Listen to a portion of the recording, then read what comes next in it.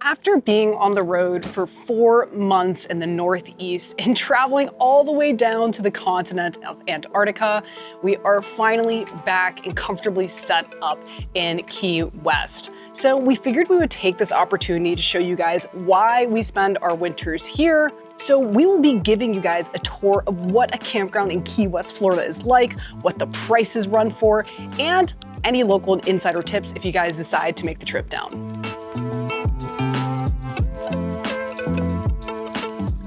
So where we're at is a campground called Leo's Campground. Leo is actually my great-grandfather, so my parents own this business. So this is pretty much why Brendan and I stay here. We're kind of like work campers when we stay here. If you do come down, surely you will see us on a golf cart doing some maintenance. Yes, we have our full-time jobs, but when we're not doing those, we help out where we can on the property. So to kind of set the scene a bit of what camping is like in Key West, I highly encourage you to kind of reframe your mindset that this is not your boondocking, out in the mountains camping type experience. When you come to a place like Key West, you're coming here to experience the ocean, downtown life, and bars. There's a lot of history, museums, stuff like that. So the neat thing about camping in Key West is that you're in a tropical setting. So here at Leo's, there is an iguana cafe, an area that you feed iguanas. You might see a couple chickens roaming around. You have cranes that fly overhead. It's honestly a beautiful setting. And of course, there's a waterway in the back that actually leads out to the ocean. And behind me, this is our site that we stay at. Since we are kind of the work camper setup, our site is not representative of what the other sites do look like here. So let's go ahead, take you on a tour of the campground. Let's go check out the rest of the campground. Also, Brendan and I just did this paver job. It might not look like much, but this took us like a day and a half to complete. Feel like I might need a new back after it, but it looks kind of nice. So the campground is an entire block. So we're gonna walk down to the end to kind of show you guys the different entrances and whatnot. All right, so we are at the very end of the block. So if you were coming to Leo's, this is the sign that you would see, and then you would turn down. And if we look all the way down, pretty much to that black truck at the very end, that is the rest of the campground on this right-hand side, and there are 7 entrances here. This first one is typically for smaller rigs, and there's 3 different site types here. There's under 30 feet, there's over 30 feet, and premium sites. So let's go check those out. So there are a number of different areas where you can kind of chill out and hang outside of your RV. There's a number of these different tiki huts that each have different uniqueness about them. So this one has a ping pong table. We'll show a few of the other ones, but there's a lot of games and stuff you can play around the campground. And this area right here is a play area for kids. So a little climbing structure, and then there's also a tic-tac-toe. Another thing to highlight is that there's a bunch of super cool artwork all over the campground to show off local artist work, but then it's also really cool to have our own camper that comes here seasonally that does a bunch of the artwork as well. Here is where you can come to do laundry at the campground. So there's 3 washers and 3 dryers. They're usually not completely full, so it's not a problem, but this is where you can come to do laundry, and there's actually no bathhouse at this campground. So all the rigs here are self-contained, and people just use their own bathrooms in their RV. So back here, there's a couple more kind of common areas, fire pits, Adirondacks, but this is the waterway here that actually you can go out and leads out to the ocean. So we have our own 17-foot Carolina skiff that fits all the way out there. And this is an example of some campers' boats here that they take out on their way. So if you bring kayaks, paddle boards, you can just have a time out in the ocean.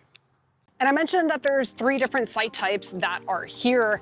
There's kind of a fourth, the fourth being vacation rentals. We also say Airbnbs. So these 2 travel trailers here, you can rent out, so you can fly in and just Uber here and you already have a whole camper set up. These range in price. They're probably anywhere from $150 to $250 a night, depending on the time of year, because in the Keys, the winter is the high season. So that also applies to RVs as well, that RV sites here are a lot more expensive in the winter rather than the summer. So if you're kind of flexible on the time frame of when you want to come to Key West, I definitely would consider potentially coming in the summer because you can save a pretty penny doing so. However, you must be prepared for the heat. The winter, hands down, is probably the best weather in the Keys. Gabby and I actually replaced the stickers on these two trailers with the Leo sticker, which I think looked pretty good and kind of elevates it from its stock form.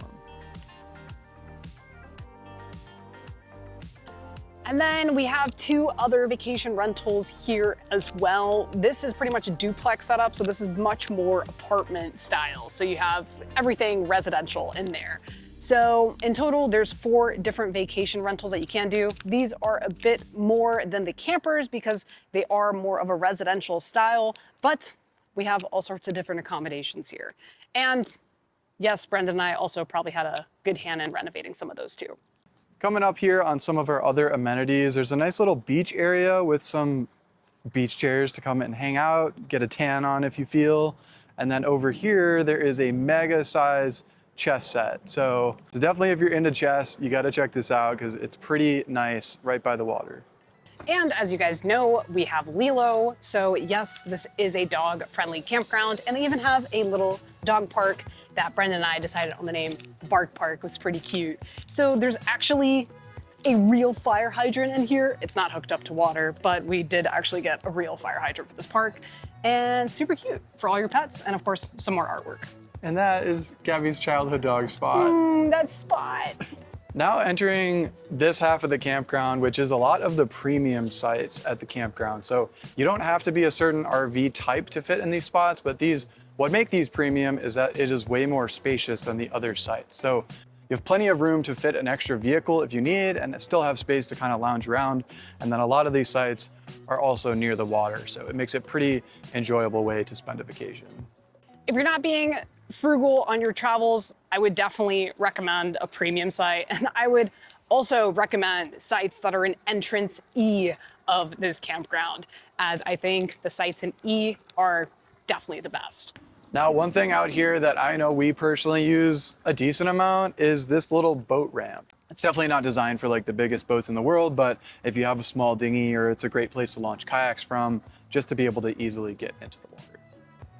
So the boat ramp is really handy for putting stuff in, but there's also a floating dock here. So that is where we'll keep our boat tied up. If you come here with your own little inflatable boats or a kayak, you can also keep those tied up at the floating dock, which is super nice. And this is the largest tiki hut on the campground, tiki hut number 5.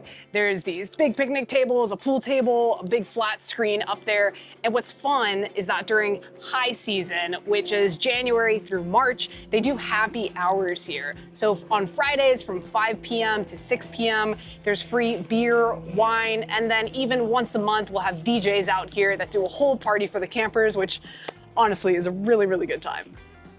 So at the beginning of this video, I promised you guys that I'd give you some local tips and insider info of things that I would definitely recommend to do if it's your first time coming down. And for one, if you're coming down, I would say make sure you have an easy mode of transportation. If you're coming down in a travel trailer and a truck setup, taking a truck downtown is going to be pretty tight. There are local companies down here that rent golf carts and scooters. I would recommend Papa Scooters. They're probably the most popular down here. And if you go and reserve a scooter, they will deliver it to your site. I would say a scooter is probably the best mode of transportation around if you're comfortable driving one, because there's free parking downtown. You get around 2 people super easily, and they burn up like nothing in gas. You won't have to fill it up when you're done. And Leo's is on mile marker 4.5, so we're about 3 miles from Duval Street, which is a really popular spot in Key West. And also something to know is that Leo's is technically in Stock Island, which from an address perspective, we go by Key West. But when you talk about the island of Key West, we are really about 1,000 feet from the entrance there. So just something good to know, but this is the closest campground that you can get to Key West, unless you are military and you can go on to the Navy base and camp there. Another thing that I'll note as well is that there are 2 really great food trucks right on this block. One of them being Taco Express. They make Exactly as it sounds, fantastic tacos. They also do great Cuban food there. And then the other one is One Love Food Truck. That one's headed up by Chef Clive, so a legitimate chef whipping out really great healthy food out of a food truck, and that's all Jamaican style. So both of those are super close walking distance from here. And the last tip that I'll have is if you're planning to come to Key West in winter months, definitely make sure that you plan in advance. A lot of these campers that you guys saw in this video, they probably booked their sites potentially up to a year in advance because winter is the most in-demand season, so it can be difficult to get a site on last minute's notice. There's probably a decent chance you might be able to squeeze in a site for a night here or there, but if you're coming down, you want to stay a week in February, the chances of you finding availability for your rig then very, very slim. February is the peak month here. So from January to March, if you're coming down, highly, highly recommend you come down with a plan. If you're coming outside of those months, chances are you're pretty good. Key West does have some other holidays that go on, like Fantasy Fest in October. There's also the boat races then, which that's honestly a great time to come down. It's not as crazy, and there's a lot of action-packed stuff that you could do then. I could definitely go on and on about recommendations and things to do in Key West, so I will leave it to you guys in the comment section down below. Please do drop any questions or comments that you have. I will be happy to answer those for you guys. And also in the description below, we will definitely leave a link to Leo's Campground, so that way you can check out the website. There also is a pricing sheet if you're curious on what it costs to stay here, and that's continuously updated, so that way you always have the most up-to-date pricing. Guys, we really enjoyed showing you where we stay. Hopefully it was a good insight of what a campground in Key West looks like, and we'll catch you guys next week.